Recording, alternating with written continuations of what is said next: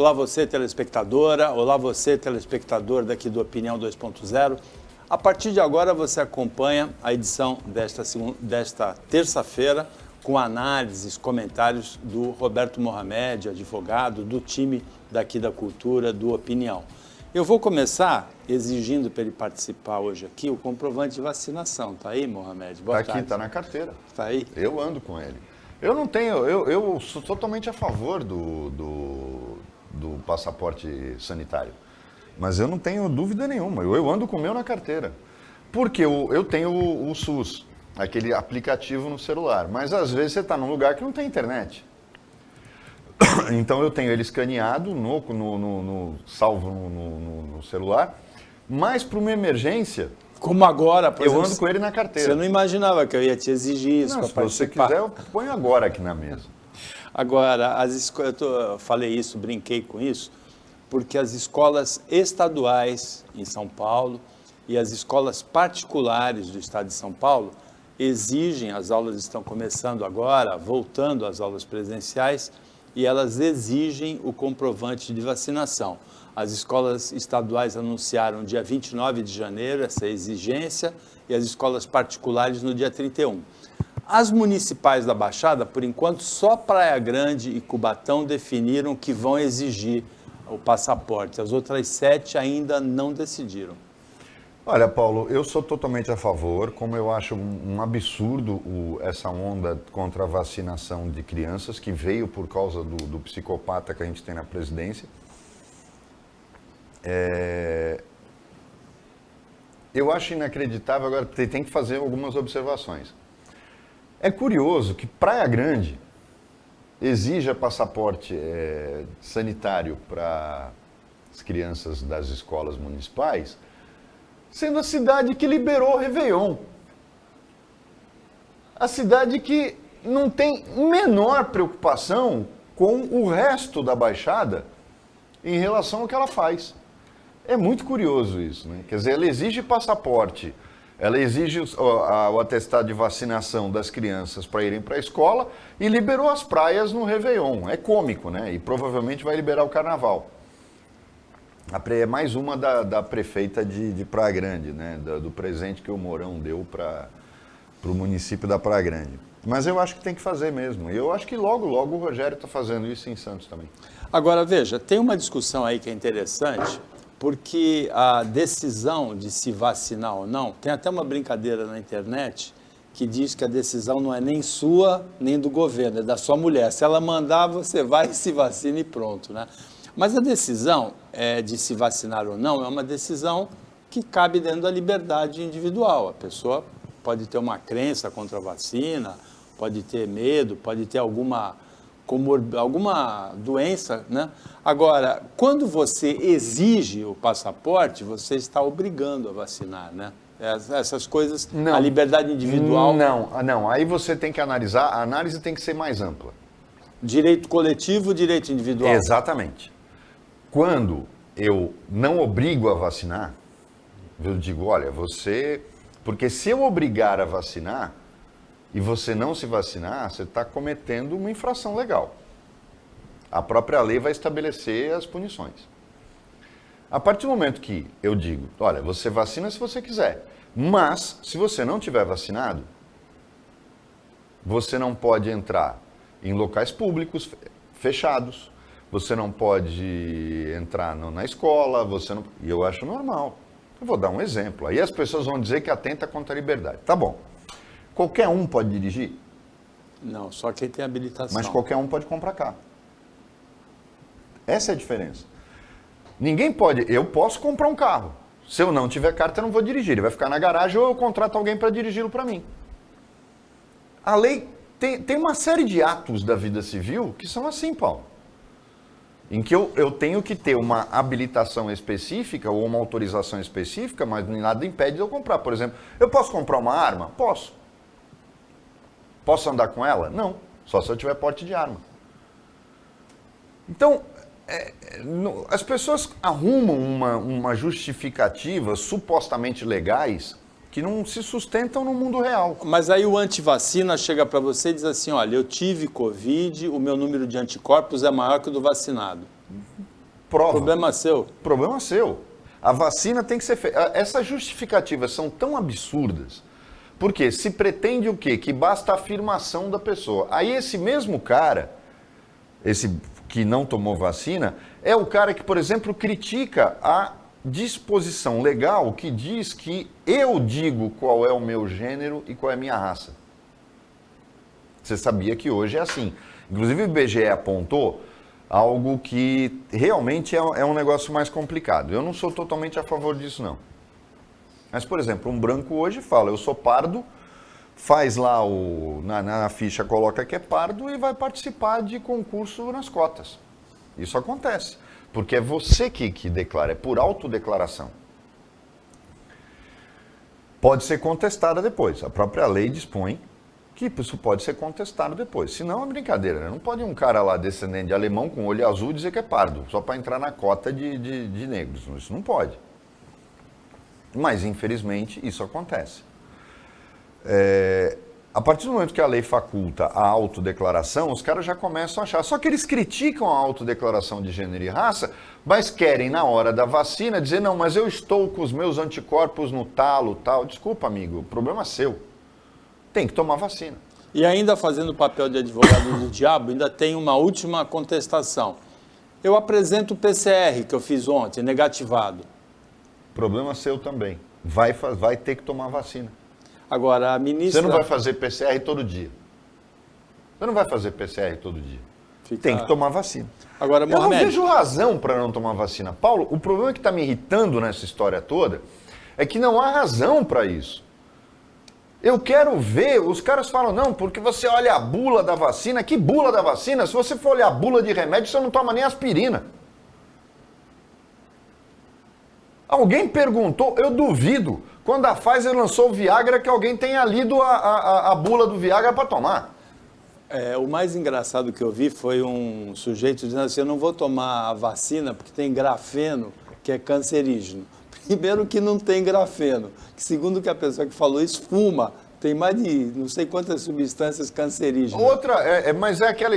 As fake news são absurdas. Uma amiga, eu tenho um carinho enorme por ela, mas os bolsonaristas, eles se fascinam,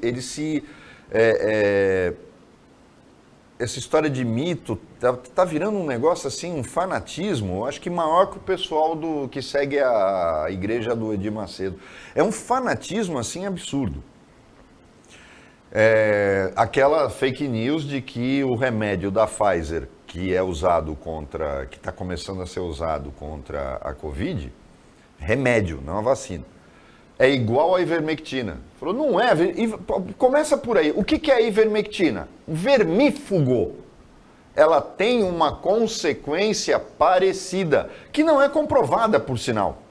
Mas a ivermectina é um vermífugo. Remédio para verme. Aí, o remédio da Pfizer, ele foi a evolução de um medicamento da própria Pfizer para AIDS. Não tem nada a ver uma coisa com a outra.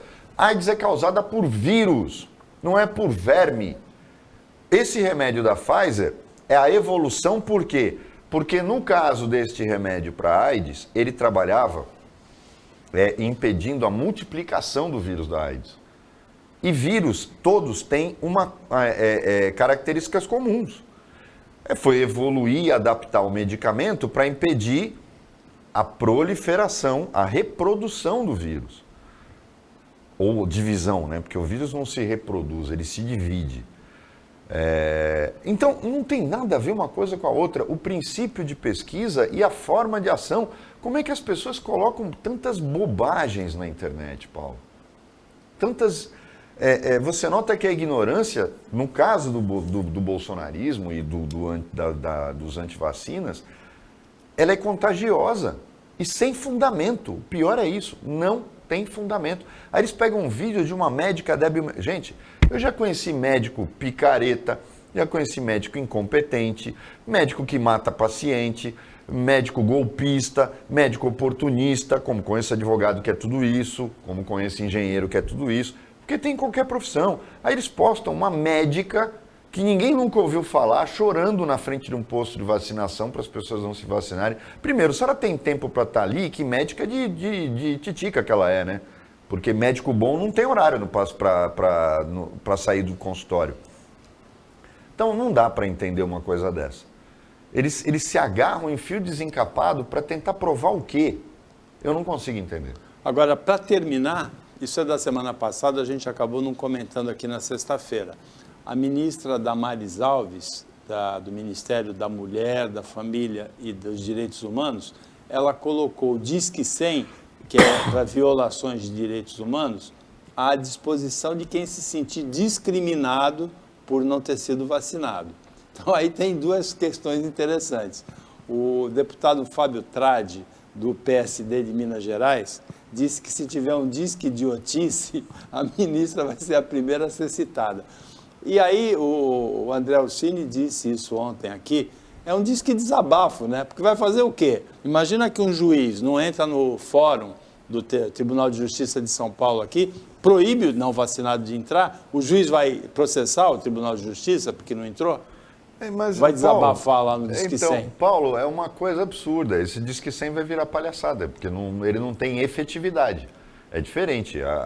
O Disque 100 foi criado por uma razão objetiva. E a Damares acabou... Bom, a Damares é uma piada, né? Ela não é ministra. Ela é uma piada, ela é um desenho animado que o Bolsonaro colocou para agradar a ala ideológica do grupo que o apoiou, ela ligada aos evangélicos, né? Ela foi abduzida, subiu na árvore, Jesus falou com ela. A Damares não é para ser levada a sério, ela é um desenho animado.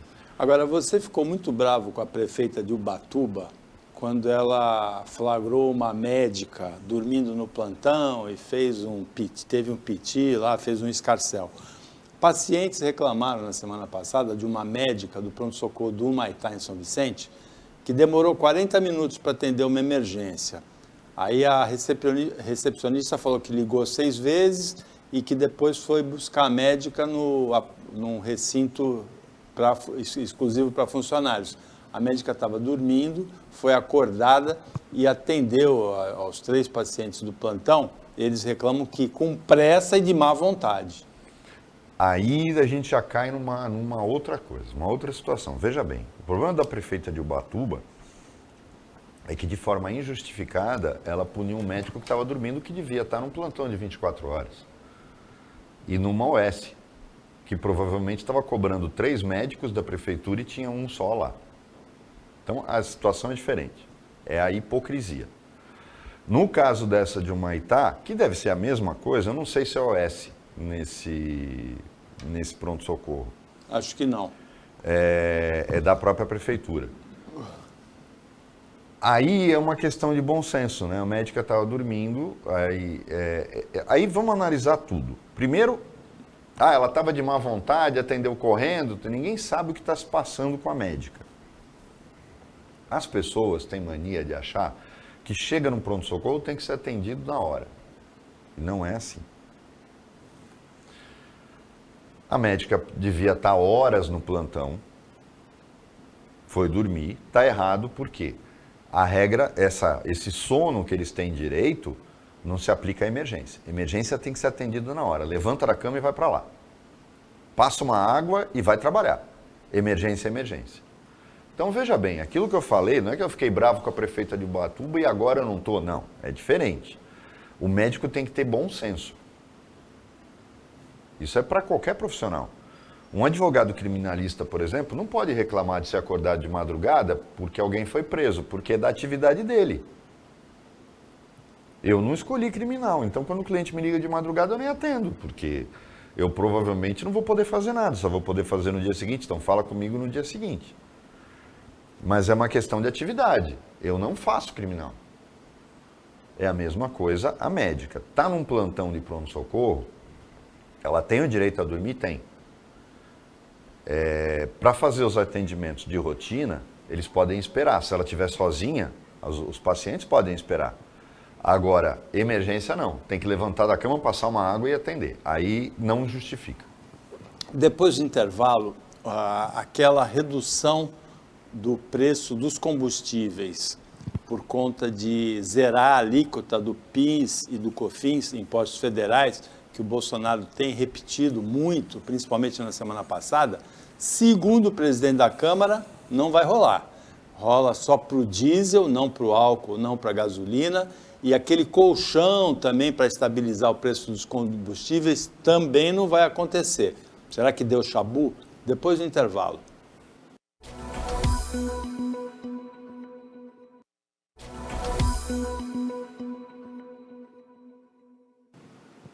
Voltando com a Opinião 2.0, nesta terça-feira é o Roberto Mohamed que analisa as notícias com você, telespectadora, com você, telespectador. Havia uma grande expectativa, aliás, há uma grande expectativa em torno da redução do preço dos combustíveis, que em relação ao poder aquisitivo do brasileiro, o preço está muito alto, provocada pelo presidente Jair Bolsonaro. Ele acenou com a redução do PIS e do COFINS, redução não, zerar a alíquota dos impostos federais, uma pressão também por meio de PEC, né, proposta de emenda constitucional, e para esses dois impostos, e uma pressão sobre os governadores para a redução do ICMS, que poderia acontecer no Congresso.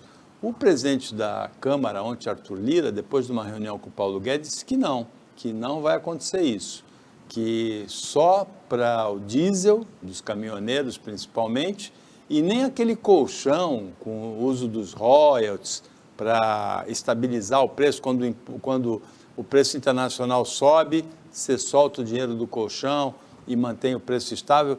O Arthur Lira disse que nem isso vai acontecer, Mohamed. Eu concordo com o Arthur Lira. Embora é uma coisa que a gente não gosta de fazer, né, concordar com esse bandido, mas ele está certo. Não acho que vai ter redução nenhuma na gasolina e no álcool. Elas são ditadas pelo mercado, não é só pelo preço internacional. O lucro da Petrobras está sendo exagerado. O mercado ameaça cada vez que o governo diz que vai intervir, e está exagerado mesmo, porque a Petrobras está querendo cobrir os buracos criados pela roubalheira. E isso vai acontecer. Eu não tenho dúvida, o Arthur Lira, nesse caso, está absolutamente certo. O diesel é outra coisa, o lucro dele já não é tão alto, então você consegue mexer. O lucro da gasolina é tão alto, pode parecer um contrassenso, mas é justamente pelo lucro da distribuidora ser tão alto que faz com que o preço final não diminua. Então eu acho que está certo, não vai acontecer. E eu duvido que algum governador reduza o ICMS, Paulo. Duvido que algum governador reduza o ICMS, porque ele é o responsável hoje pelo caixa lotado dos governadores. Aí, num ano eleitoral, você acha que o governador vai abrir mão da sua maior fonte de receita? Ah, mas não vai mesmo. Agora, o governador ele não tem o poder direto de reduzir, porque isso é renúncia fiscal. O que poderia ser é eles não pressionarem as bancadas estaduais, né, os senadores, os deputados, para reduzir numa PEC, né? Não, na verdade, então, está errado o Arthur Lira também. A lei regula, a lei federal, que é uma lei complementar tem inclusive quórum diferenciado. A lei complementar do ICMS não estabelece a alíquota. Estabelece a liberdade do Estado, né? Ela fala como é calculado o ICMS. Quem estabelece a alíquota é cada Estado. Então, por exemplo, São Paulo não precisa de lei federal para reduzir, por exemplo, de 18 para 10, para 12, para 11. Entendeu? Seria uma pressão, né? Existe, e aí o governador não precisa nem da Assembleia Legislativa. Porque quem fixa a alíquota é o Poder Executivo. Então vamos deixar claro que está se falando muita bobagem. A lei complementar do ICMS estabelece normas gerais. E o ICMS é um imposto estadual. Quem estabelece a alíquota é o governo estadual. Por exemplo, no ISS, ele está previsto no CTN. Lei federal diz como é que ele é calculado, onde ele incide. Agora, quem estabelece a alíquota é o prefeito. A alíquota do ISS, quem estabelece é o prefeito. Ele não tem que dar satisfação para ninguém. Existe uma variação grande de ICMS de um estado para outro. A alíquota mais alta no Brasil é a do Rio de Janeiro. Sim, é o que se critica, inclusive. Eu critico isso, porque causa a guerra fiscal. Quem não lembra quando a Bahia tirou a fábrica da Ford de Santo André para levar para lá por conta da guerra fiscal? Isso acontece. ela é uma realidade. Eu acho absurdo. Eu tive aula, eu fui aluno no Mackenzie do Alcides Jorge Costa, na minha opinião, um dos maiores tributaristas do Brasil, e o professor Alcides falava isso. Falou, o Brasil está do lado de países miseráveis que têm imposto sobre mercadorias regional. Você faz esquece os Estados Unidos, que aí é diferente. Mas a administração deles, que cada estado faz até lei penal. Mas ele é um tipo de país diferente e único. Agora, estabelecer deixar cada estado ter sua alíquota dentro do mesmo país é uma coisa absurda. Subiu para 24 o número de pessoas mortas nas chuvas deste final de semana, desde a madrugada de domingo no estado de São Paulo. A situação mais crítica é em Franco da Rocha, onde houve 8 mortes. Um levantamento do site UOL mostrou que o governo paulista, em 2021, gastou só 450 milhões dos 996 milhões à disposição para obras anti-enchente, ou seja, só 45%. Pior, em 2020 gastou só 18%, Mohamed. É lamentável que isso aconteça, mas a gente já falou aqui da questão das favelas. Na verdade, vamos falar de ocupação irregular, com finalidade de habitação. O Brasil vive uma crise enorme, a gente sabe disso. Os municípios não têm condições de suprir isso, nem os estados. E a gente sabe, por exemplo, a gente critica aqui, né, a Coab Santista, ninho de vagabundo para dar aqueles caras que trabalharam na eleição, tiveram 500 votos para vereador, mas tem que arrumar um empreguinho lá e o prefeito promete, né? Que ela não serve para nada. Então, o grande problema habitacional que as cidades têm acaba gerando isso. Só que gera e a gente tem que ter cuidado. A Bertioga dá um exemplo para a Baixada toda. Na Bertioga, cada vez que começa um núcleo de favela, a Polícia Ambiental vai lá e a Guarda Municipal e eles acabam com o núcleo. Você tem que acabar na primeira noite. Porque o cara levanta um barraco à noite, Paulo. É uma coisa impressionante. Vão lá e desmontam. Então não deixa começar. Porque se deixar começar, você não acaba mais. O grande problema desses locais todos, pode reparar que é tudo igual. Deixaram colocar barracos ou construir casas onde não podia. Área de risco. É área de risco, não pode. Tem uma turma ali naquela faixa do Monte Serra, inclusive, e é difícil você convencer as pessoas daquilo. O Justo, quando era prefeito, não sei por que cargas d'água, deu autorização de uso para aquelas pessoas por 50 anos, para colocar casa ali. As pessoas acham que elas são donas do terreno. E não são, a prefeitura deu a concessão, já não devia ter dado. Aquilo foi um erro do Justo, assim, absurdo. Mas ele deu. E hoje, aquelas casas que estão na encosta estão em situação de risco. Mas os caras não querem sair, porque eles acham que eles têm a propriedade do terreno. E não tem, eles só têm o direito de uso por tempo determinado. Então, infelizmente, o poder público, às vezes, por demagogia, a gente vê o que acontece em Cubatão. Nos bairros cota, eles começam onde não devia, aí daqui a pouco um vereador esperto vai lá e já puxa a luz, já puxa a água, diz, ó, como eu sou amigo de vocês. Pronto, criou o bairro. Criou o bairro, não tira mais dali. Você lembra quando houve um projeto do governo do estado, no tempo do Serra, para tirar esse pessoal das encostas, são os bairros ali da Anchieta, subida da Serra, que eles nunca poderiam estar ali. Aquilo é uma bomba relógio que um dia explode. E foi o que aconteceu agora. Eu acho que o investimento, o problema da questão das enchentes é completamente diferente. Não é que eu estou defendendo, é que é a questão da gente entender o que é guerra política. Porque, por exemplo, o Márcio, o Caio estão falando o tempo todo disso. Vamos colocar bem claro, obra contra enchente é uma coisa. O lugar onde essas casas estavam é outra. Não podia deixar. E isso veio do Alckmin, depois passou pelo Márcio, agora com o Dória. Ninguém tira eles de lá. O Serra tentou. Ninguém deu continuidade depois. Você tem que tirar as pessoas dessas áreas. Basta ver o Guarujá. Aquela favela, antes as favelas do Guarujá, Elas estavam ali em beira, em torno do túnel da Enseada. Hoje, você pega Morrinhos, já tem Morrinhos 1, 2, 3, 4, daqui a pouco vai ter 5, 6, 7, 8, 9, 10, porque não para. O Estado não dá conta de moradia e as pessoas vão ocupando onde podem. Se você não para esse processo, atuando na hora em que surge, ou seja, o Estado estando presente, você não consegue fazer nada. Eu acho que não tem cidade que exemplifique mais irresponsabilidade de prefeito em relação e aí a gente olha que o futuro, como foi o futuro dessas cidades. Campinas, para mim, é o maior exemplo do que é demagogia e falta de responsabilidade. Quando houve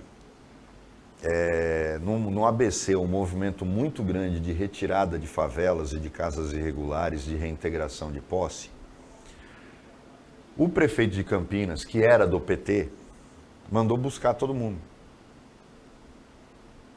E fez lá casas precárias, alojamentos para essas pessoas em volta de Campinas. Ele quis mostrar como ele era bonzinho.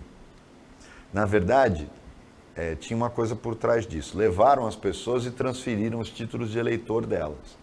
Então, ele levou 10 mil pessoas, eram pelo menos 5 mil eleitores para ele. Olha a mentalidade pequena, né? Sob esse argumento, PT, partido preocupado com o social, com o pobre e tal. Em menos de 5 anos, se formou um anel, porque quando você estabelece um benefício social, você também vai aumentar a demanda.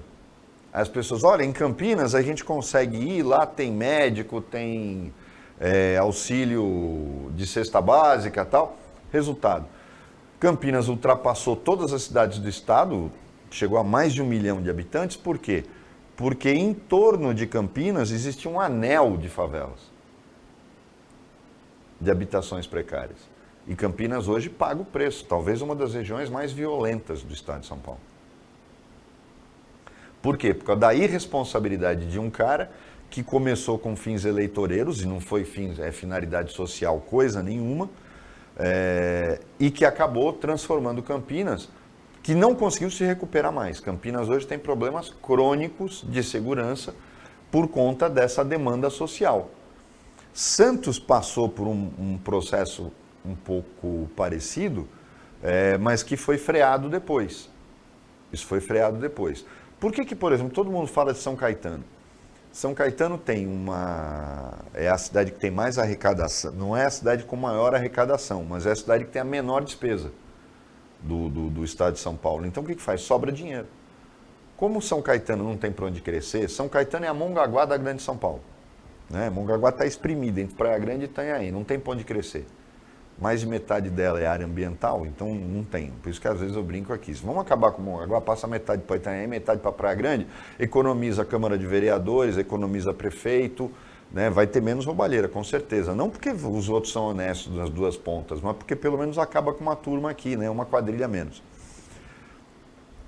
Mas o problema de São Caetano, a vantagem de São Caetano, como ela não tem para onde crescer, ela fica daquele tamanho. É um núcleo urbano, ela não tem área rural, ela não tem área afastada, nada disso. São Caetano não tem onde gastar dinheiro, porque tudo que tinha fez, reformou todas as escolas, paga prolabore para a polícia, é uma cidade que chegou onde podia chegar. Então tudo que ela arrecada, agora, uma coisa que... Aí o que São Caetano faz? Começa a chegar morador de rua em São Caetano. Tem muito benefício? Começa a chegar muito morador de rua. São Caetano era muito sacana. Eles faziam o quê? Botavam em combis ou micro-ônibus e mandavam para cá. No tempo do Beto, quando eu falo Beto, soube fazer zeladoria. O Beto botava também na viatura à noite, quando os caras despejavam aqui, no dia seguinte ele mandava de volta. Isso nenhum outro prefeito mais fez. O Beto tinha autoridade para fazer. É como eu falei, você tem que querer fazer zeladoria. Né? Hoje é mais difícil, eu concordo. Hoje qualquer um filma, olha a violência, estão levando. Mas na verdade foi o prefeito de lá que mandou descarregar aqui e a gente só está mandando de volta. Mas na verdade é porque São Caetano tem uma política de tolerância zero em relação a isso, porque não quer aumentar a demanda. Foi o que Campinas fez, aumentou a demanda e agora arca com o preço. Então, Paulo, o problema das enchentes, o Dória todo mundo sabe como é que ele governa. Ele usa o dinheiro para fazer... Porque, gente, obra contra enchente está ligada em obra de saneamento, Paulo. São as obras da Sabesp. Drenagem, os piscinões, né? Drenagem e piscinões está ligado diretamente à atividade da Sabesp. Se você faz piscinão nada mais ele é subterrâneo, do que uma enorme caixa d'água que vai receber esse fluxo de água de chuva, não deixando encher lugar nenhum.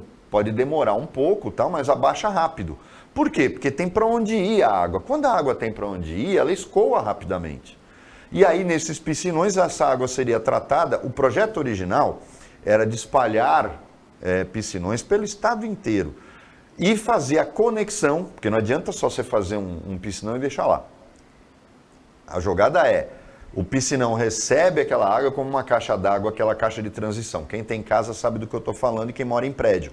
A caixa d'água fica lá em cima, mas você tem uma caixa d'água de transição embaixo que enche e ela é que com os motores puxa e manda para a caixa de cima. Esses piscinões funcionam como caixa de transição. Para quê?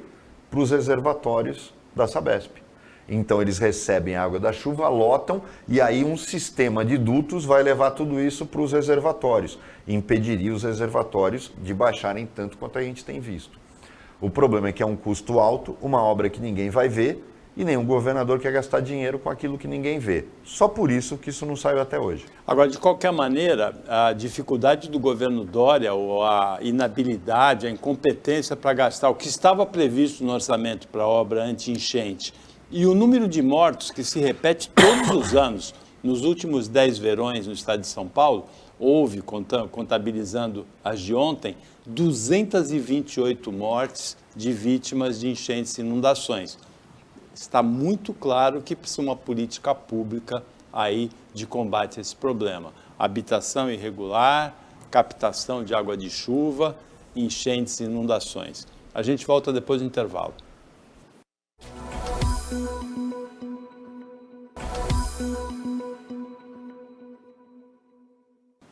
Voltando para o último bloco do Opinião 2.0 desta terça-feira, o Roberto Mohamed, comentarista aqui, analisa as notícias com você. Uma dessas notícias é uma viagem prevista do presidente Jair Bolsonaro para a Rússia, nesse mês de fevereiro. O Itamaraty está preocupado porque o presidente Jair Bolsonaro, aí na foto com o Putin, que ele vai visitar, pode estar indo por uma área conflagrada.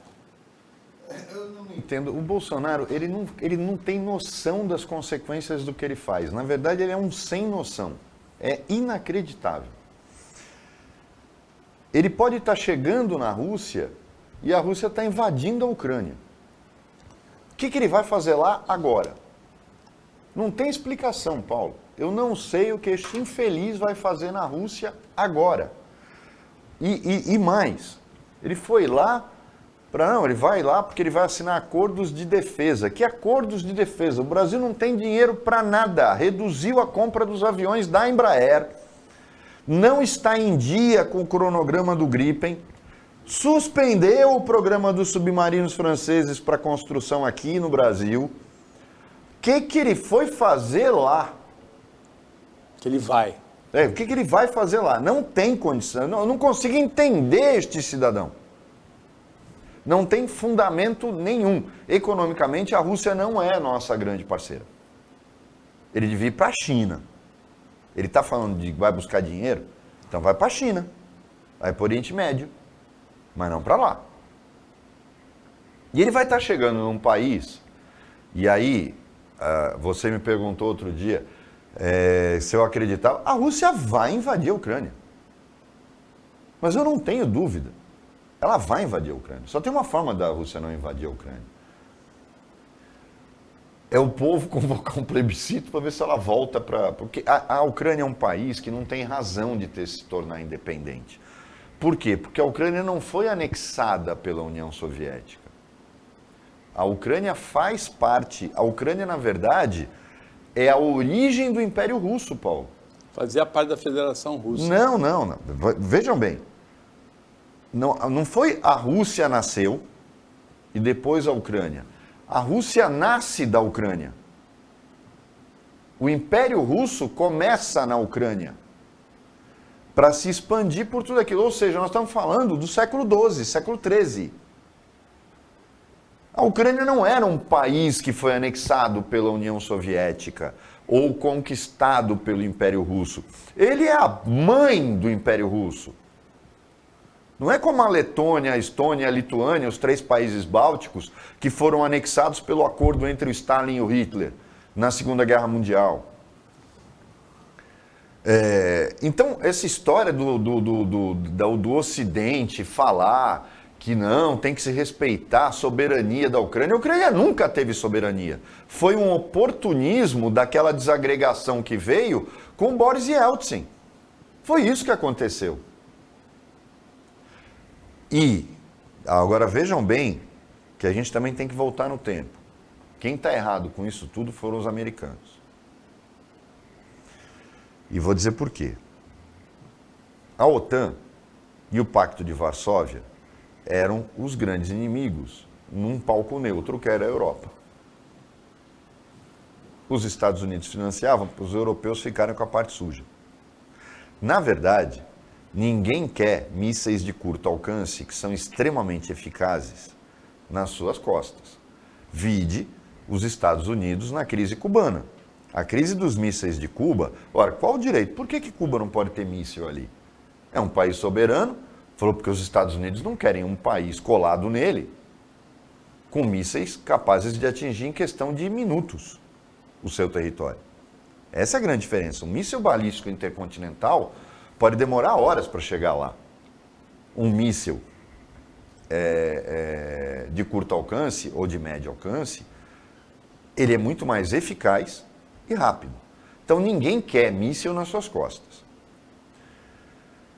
Quando o muro de Berlim caiu e os países do leste europeu se tornaram democracias, capengas, mas se tornaram democracias, e o Pacto de Varsóvia deixou de existir com a desagregação da União Soviética, não havia mais razão para a OTAN existir.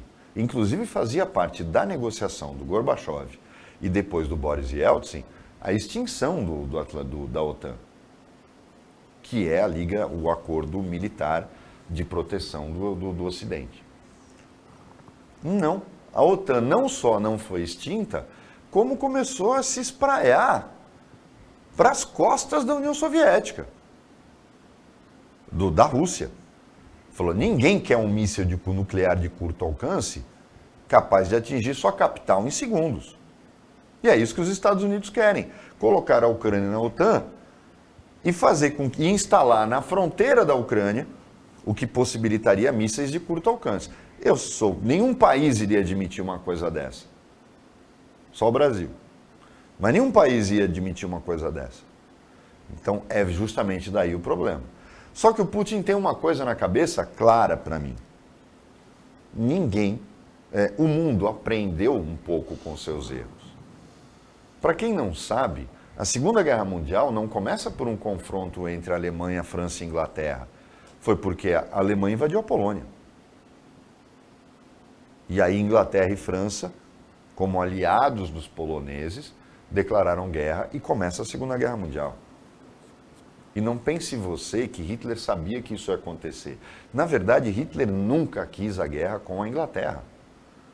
Só que quando ele invadiu, quando ele anexou a Tchecoslováquia e a Iugoslávia,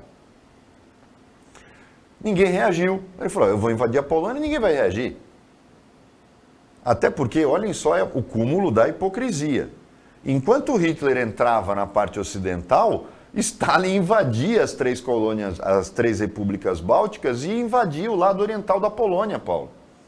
E ninguém declarou guerra à União Soviética, nem Inglaterra, nem França. Só declararam guerra à Alemanha, porque ela era o inimigo potencial. Só que este erro ninguém vai cometer, de novo. O mundo não vai para um conflito agora, porque este conflito, é preciso fazer conta. Se a Rússia invade a Ucrânia, que já é dela, a Ucrânia era parte do Império Russo. Você acredita realmente que a Alemanha, França, Inglaterra, vão querer entrar na guerra e mandar soldados para a Ucrânia contra a Rússia? Ninguém está falando de míssil nuclear, ninguém vai usar míssil nuclear. Todas as guerras, alguém viu uma arma nuclear ser usada em todas as guerras que aconteceram de 1950 para cá? Não. Ninguém usa. 45, na verdade, na Guerra da Coreia, não se usou. Porque ninguém vai ter coragem de fazer isso. Ninguém vai ter coragem, Paulo. Vai ser uma guerra convencional, só que, podem reparar, Guerra do Vietnã, China contra os Estados Unidos. Disfarçados. Não, era o Vietnã do Norte contra o Vietnã do Sul. E os Estados Unidos, quando entraram na guerra, a China não falou, não, é eu contra você. Não, quem está brigando é o Vietnã do Norte, eu ajudo ele de vez em quando. A mesma coisa aconteceu na Guerra da Coreia. A luta lá em cima era entre MiGs e F-4, e aí? Mas era Estados Unidos e não, era Coreia do Norte e Coreia do Sul. Ninguém vai. Agora, no caso da Ucrânia, não vai ter jeito, vão ter que abertamente assumir que a guerra é com a Rússia. E tem um detalhe, alguém tem dúvida que a China vai falar, é aqui que eu entro? Se isto acontecer, alguém tem dúvida que a China vai dizer, agora é a minha hora? A China está doida para arrumar motivo. É o país que mais investe em defesa. É a terceira maior potência militar hoje do mundo. Tem um problema sério com tecnologia? Tem, mas está começando a corrigir. Alguém duvida que essa seria uma ótima oportunidade para os chineses mostrarem os dentes, ao invés do seu sorriso tradicional? Duvido. Putin invade a Ucrânia e todo mundo vai protestar, vão fazer embargos econômicos, vão colocar tropa em prontidão, ninguém vai disparar um tiro em favor da Ucrânia. Agora, podem ter certeza disso. Nenhum país usa uma arma nuclear, como você disse, desde 1945, porque muitos países têm a arma nuclear hoje. Então, se você usa uma arma nuclear numa guerra, você está sujeito a receber retaliação, uma arma nuclear no seu próprio território. Agora, tem um detalhe. O que o Bolsonaro vai estar fazendo lá na hora que isso estourar? Vocês já imaginaram isso? E o que ele foi fazer lá? É porque eu falo que ele é inconsequente, é uma coisa assim absurda. E o pior é que ele é aquela mula empacada, né? Ele já marcou a ida e ele vai, ele não quer saber o que está acontecendo. Ele vai. É que nem o filhinho dele, num momento como esse que o Brasil está passando, estava na Disneylândia, fazendo o que eu não sei. Agora, Mohamed, a previsão dos economistas para o crescimento do produto interno bruto no mundo médio, né? A média das nações nesse ano é 4,4% e a do Brasil fica em 0,3%. Tem um elemento aí interessante de ser considerado, que é o seguinte: os 2 anos de pandemia criaram uma ociosidade. Então, todos os países, inclusive o Brasil, têm uma capacidade ociosa hoje, não só por falta de insumos básicos, como também por falta de demanda. Então, esse crescimento é um crescimento em função da contração anterior, esse de 4,4. Não é um crescimento, é uma recuperação. Mas mostra que os países estão se recuperando e nós não. Por que o Brasil não recupera nesse nível? Porque o Brasil é incompetente. Porque nós temos um ministro da Fazenda que é absolutamente incompetente e perdido. Ele não sabe nem em que mundo ele está. Ele é completamente incompetente. O governo é incapaz de reagir a qualquer coisa. Por isso que o Bolsonaro se preocupa. Como o Jânio se preocupava com biquíni, com bobagem, com periferia, com aparecer. Briga de galo. Briga de galo. O Bolsonaro está fazendo a mesma coisa. O negócio dele é falar da vacina nas crianças, dos homossexuais, da política de gênero. É isso, ele só fica o Bolsonaro, ele não vai para o centro da administração, ele fica só na margem. Porque ele sabe que ele não tem a menor capacidade de gerir o país. E ele não coloca gente capaz de fazer isso. Por quê? Porque o cara tem que fazer teste ideológico para ir para o governo dele. E aí, quando ele pega, porque a gente vê que um monte de gente rompeu com ele, por quê? Quando ele sai do ideológico, ele vai para o Centrão, que não está nem aí para o crescimento do país. O Centrão quer que os seus membros fiquem milionários na política. É isso que acontece, Paulo, não tem outra razão. O Centrão é o ninho tem outros, mas ele é o ninho de ladrões do Congresso. Não tem um membro do Centrão. Prestem atenção no que eu estou falando. Não tem um membro do Centrão que não seja bandido. Bandido, ladrão, safado, sem vergonha e corrupto. Não tem. O Centrão é habitado por isso. O Centrão é aquela caverna da história do Alibaba. O Centrão é a casa dos bandidos da política brasileira. E ele é o grande problema da política brasileira. Seria tão bom que tivesse um surto de Covid no Centrão, você já pensou? Metade morrendo? E o país estava feito. Porque esses caras são podres. Esses caras acabam com o país. Eu não consigo ter respeito por eles. Eu não consigo... eu acho que numa bancada aqui, o programa ia ter que ser interrompido no meio. Não tem um que preste. Vou repetir. Não tem um que preste no Centrão. E foi onde o Bolsonaro, foi o colo que o Bolsonaro buscou quando começou a ter a possibilidade de um impeachment contra ele. Então nós vamos pagar o preço dessa incompetência e irresponsabilidade do ministro da Fazenda e de toda a equipe econômica. Eu vou dar um exemplo claro. O Brasil criou 20 milhões de empregos no ano passado. Perdeu 17. Ficou com um saldo de 2... Não, perdeu 17.900, criou 20 e pouco, deu um saldo de 2.700, 2 milhões e pouco. Na verdade, não criou emprego nenhum, Paulo. Não criou emprego nenhum. O Brasil teve um déficit de emprego, teve um excesso, o desemprego aumentou em 2020, 19 e 20. Quando chega em 2021, você cria 20, perde 17, fica com um saldo de 3 que não cobre 19 e 20. Então, na verdade, o desemprego, não houve absolutamente nenhum movimento em relação a empregos novos. Só que a população brasileira aumentou de lá para cá. Então, a gente continua com um problema crônico de desemprego, porque o Brasil não é capaz de reagir. E sendo incapaz de reagir, por conta da falta de uma política voltada para isso, porque hoje a política no Brasil se resume a agradar os ladrões do Centrão, porque se esse dinheiro tivesse indo para a produção, indo para a economia, estaria resolvendo alguma coisa. A gente vai pagar o preço. Nós estamos crescendo menos que nossos parceiros da América do Sul. Os países da América do Sul estão crescendo mais que o Brasil. Esse é o grande problema. Com isso, chegamos ao final da opinião de hoje, agradecendo a participação do Roberto Mohamed como comentarista, o trabalho da equipe técnica e de jornalismo antenada daqui do Sistema Costa Norte e agradecendo a você que acompanhou a gente em mais essa edição. Até amanhã, nesse mesmo horário de 15 para as 2 da tarde ou de meia à noite na reapresentação e uma ótima terça-feira para você que você merece.